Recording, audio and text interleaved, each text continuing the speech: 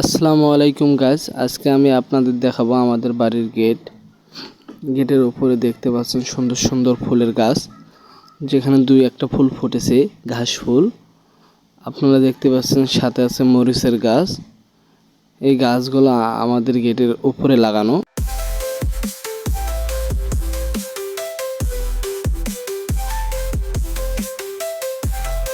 আপনারা দেখতে পাচ্ছেন ফুল ফুটলে কত সুন্দর দেখা যায়। এবার আসা যাক আমাদের বাড়ির ভেতরে। এই যে আপনারা দেখতে পাচ্ছেন, এটা আমাদের বাড়ির ভেতরের পরিবেশ। এবার দেখতে পাচ্ছেন আমাদের বাড়ির ভেতরে একটি ছাগল ও আমরা আবদ্ধ পদ্ধতিতে মুরগির চাষ করছি। মুরগিগুলো জালের ভেতরেই রাখা হয়, ওখানেই সারা রাত দিন থাকে। এবার যেটা দেখতে পারবেন সেটা হলো আমাদের রান্নাঘর। ওই যে দেখা যাচ্ছে রান্নাঘর। এখন যেটা দেখাবো সেটা তো দেখেই বুঝতে পারছেন। এই যে এইটা হলো আমাদের বাড়ির আঙিনা। আমাদের বাড়ির আঙিনা খুব ছোট।